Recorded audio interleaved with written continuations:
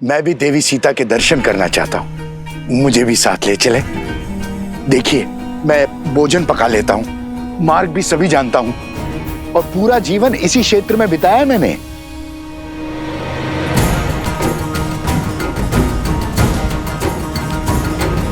सबकी क्या राय है? सब अपना अपना मत बताइए। आप मिथिलावासी हैं, आपको तो हमारे साथ चलना ही चाहिए। जो सबका मत है वही मेरा भी है। अच्छा, तो भाभी श्री को प्रेम से सब बुलाने लगे हो आप।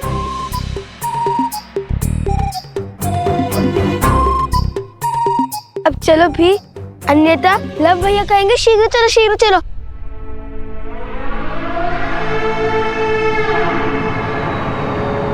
अरे आप भी चलिए, सबका मत सिद्ध हो चुका है, परंतु आपकी रक्षा का दायित्व हम नहीं लेंगे। स्मरण रहे, हम पर अन्य बहुत से उत्तरदायित्व हैं। इतने वर्षों से इसी वन में भटक रहा हूँ, अपनी रक्षा स्वयं कर सकता हूँ।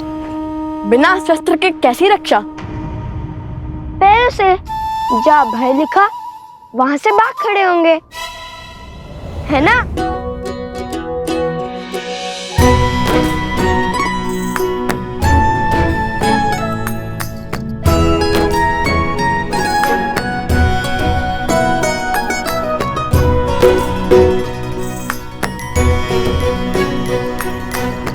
यहाँ तो दो रास्ते हैं, किस ओर जाना है भैया?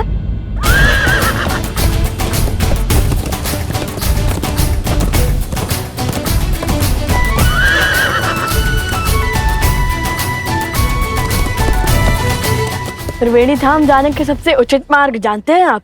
अवश्य, त्रिवेणी धाम यहाँ से उत्तर में है, किंतु मार्ग में अनेक नदियां, अनेक पर्वत आएंगे। बहुत समय लग जाएगा पहुंचने में। उचित होगा कि हम पूर्व से जाएं। ये अश्व तो पूर्व दिशा की ओर जा रहा है, त्रिवेणी नहीं।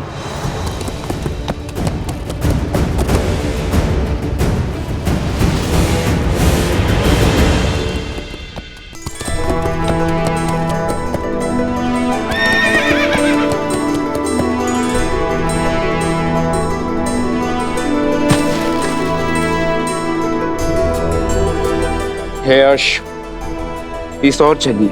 महाराज का आदेश है, आपको त्रिवेणी धाम जाना है।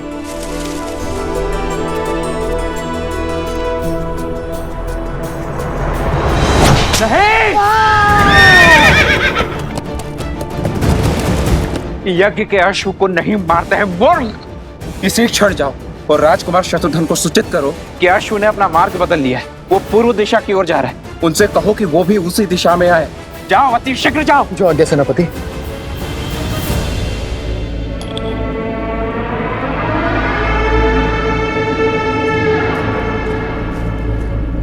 ये लीजिए। अब आप मिथिला से हैं ना, और आपके पिताश्री राजदूत भी हैं, तो आप मेरे पिताश्री त्रिकाल शर्मा को जानते ही होंगे। हाँ हाँ अवश्य, हम तो साथ ही पढ़े थे ऋषि श्रृंगा के गुरुकुल में। विवाह के बाद एक पुत्री का जीवन और घर कितना बदल जाता है ना। बहुत स्मृति आती है मुझे पिताश्री की। आती ही होगी, जिस आंगन में जन्म लिया उसे छोड़ आना सरल थोड़ी होता है, किंतु उनका तो सोचो जिनके पिता उनके पास नहीं है।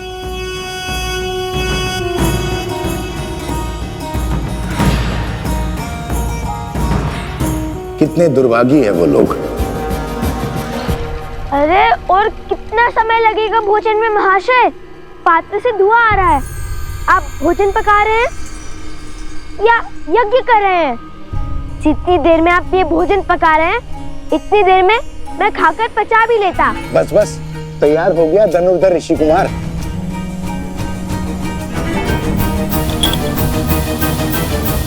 त्रिवेणी धाम तीर्थ में स्नान करने का महत्व है।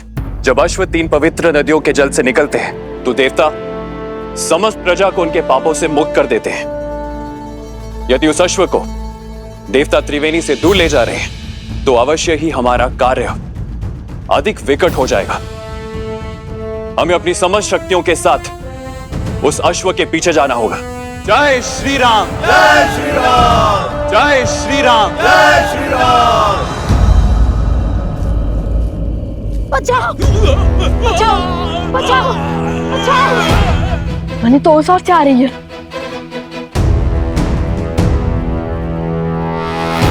भागो भागो बचाओ बचाओ, भागो भागो भागो भागो। ये तो कष्ट में लगता है। बचाओ बचाओ बचाओ बचाओ। अरे आप सब बताएंगे? आप सब इतने भयभीत क्यों हैं? कहाँ भाग रहे हैं? कोई बताएगा? हमारे गांव पर इसी को किसी राक्षसी माया ने घेर लिया है। सभी किसी विचित्र रोग से ग्रसित हो रहे हैं। हम ऋषि हरित को खोज रहे हैं क्योंकि उन्हीं के पास इस रोग का उपाय है। ठीक है, जन लाओ इनके लिए।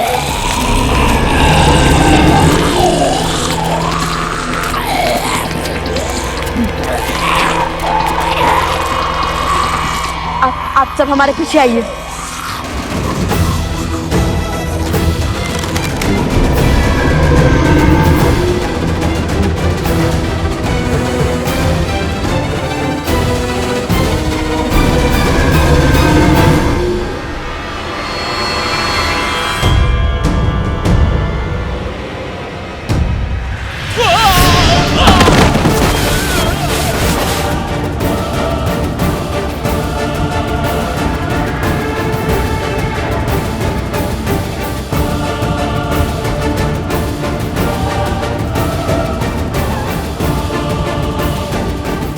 पूर्व में बसे परेशी गांव में पुनः असुरी रोग फैलाओ। मेरी माया तुम्हारे साथ है।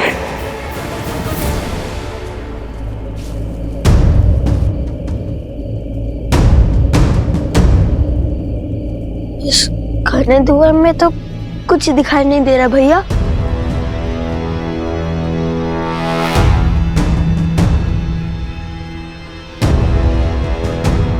भैया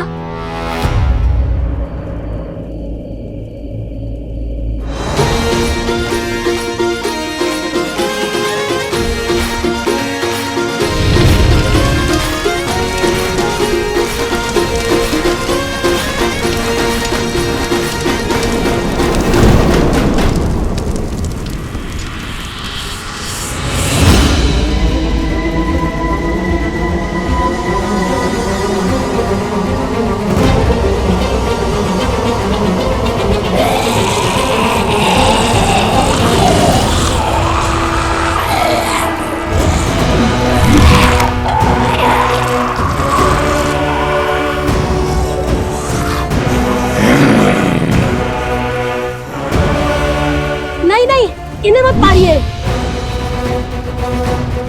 इनका उपचार संभव है। ये मलिन आत्माओं के नियंत्रण में है और मानवों के रक्त के प्यासे हैं।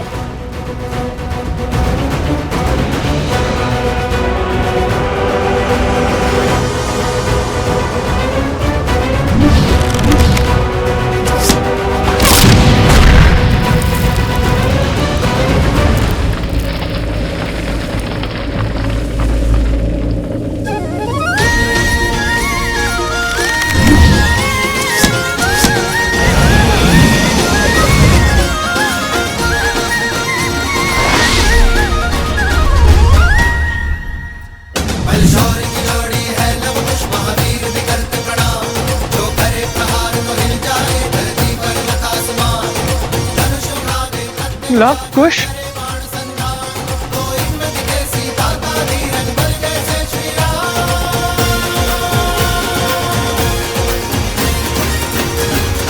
ऋषि हरित ने इनका क्या उपचार किया था?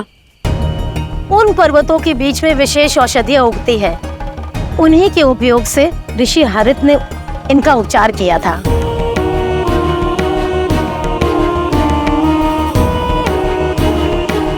आप और गुरु अवत्सला और भाभी श्री प्रसूता के साथ ऋषि हरित के पास जाइए। हम औषधि लेकर आते हैं। और महाशय आप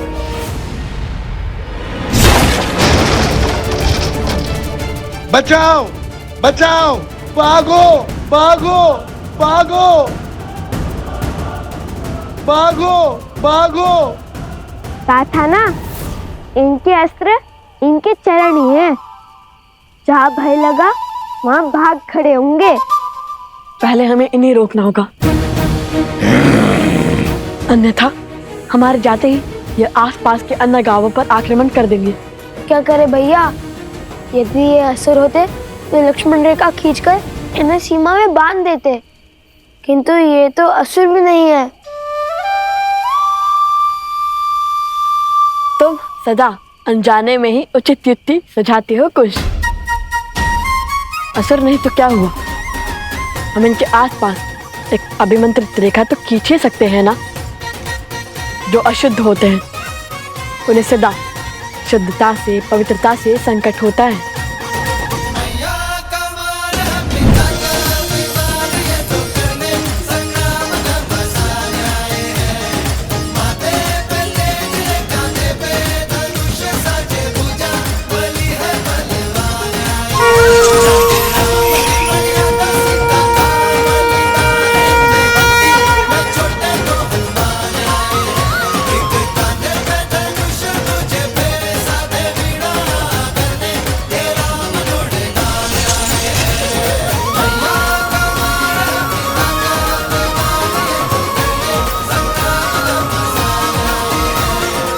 ये इस अभिमंत्रित रेखा को पार नहीं कर पाएंगे कुश। आप सब शीघ्र जाइए। सोमकरण, कुश, चलो।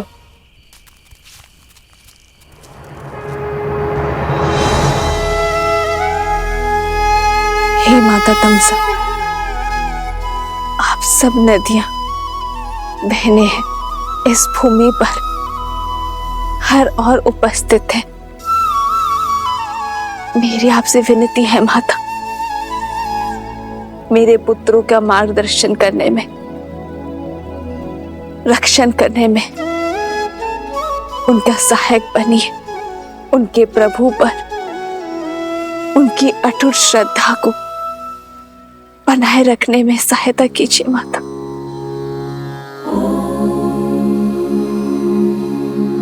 जलनीता पूजनम महानदी देवतानां यथा सर्वाणि देवी सीता प्रीयन्ते तथा तामसः। जलनीता पूजनम महानदी देवतानां यथा सर्वाणि नद्यः प्रीयन्ते तथा तामसः।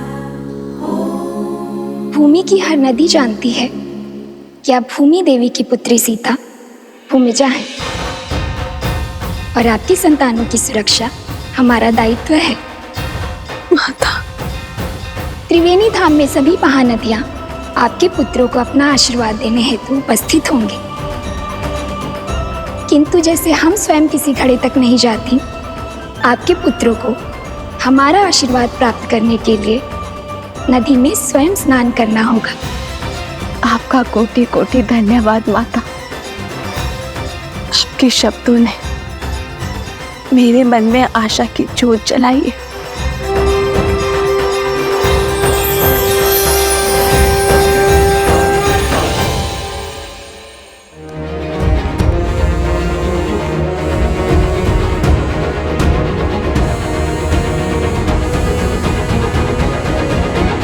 संकल्प है माता सीता को खोजने का।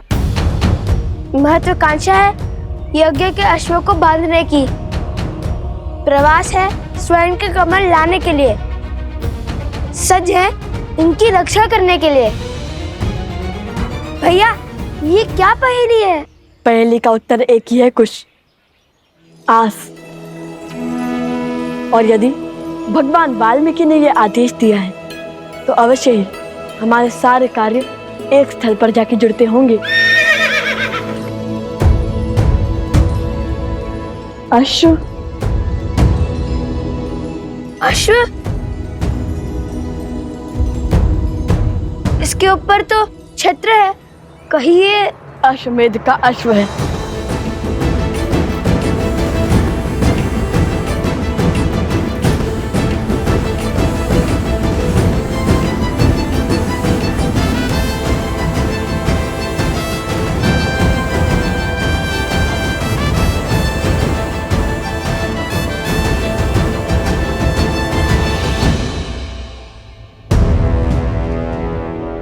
देखिए भैया,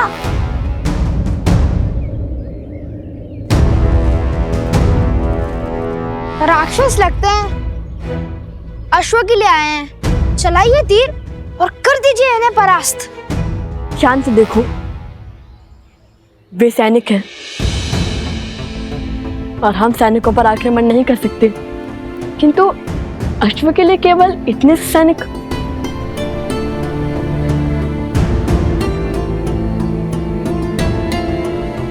अवश्य ही सेना की बड़ी टुकड़ी पीछे होगी, हमें उनका सामना भी करना होगा।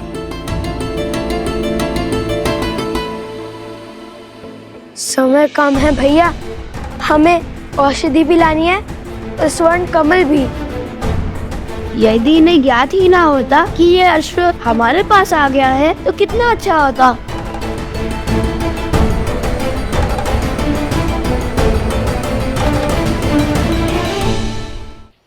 कुश, सोम, आसपास के गांव से एक अश्व लाओ।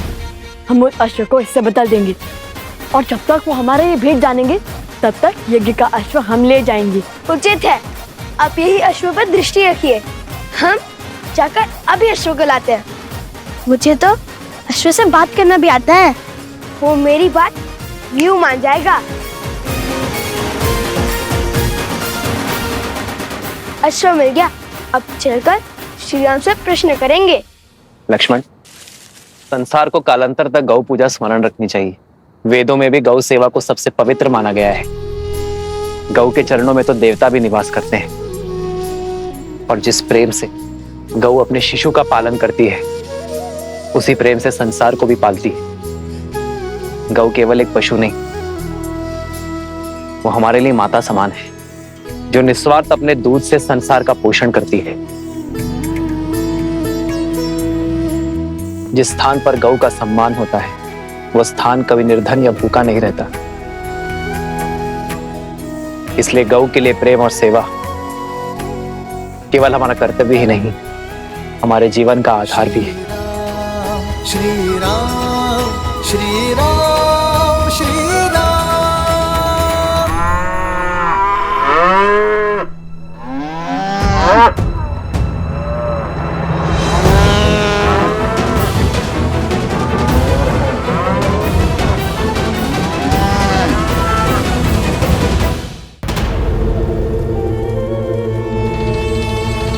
महाराज,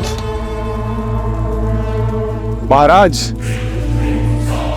अश्वमेध यज्ञ के कारण अयोध्या की प्रजा फिर से उस राम की ओर समर्पित हो रही है। मेरे अथक प्रयासों के बाद भी मैं उनके मन को विचलित नहीं कर पा रहा हूं। और कितना समय लेंगे आप महाराज? समय बड़ा चंचल होता है बानासुर, वो किसी के वश में नहीं आता है। मेरे भ्राता दशानंद रावण को भी लगा था कि वो समय के अंत तक जीवित रहेगा, पर देखो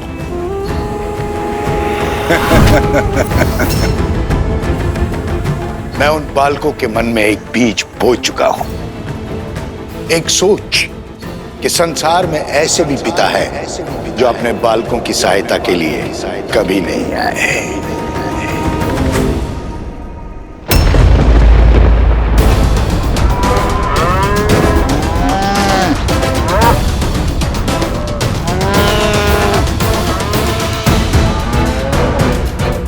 गौ माता का क्रंदन तो अनिष्ट का सूचक होता है।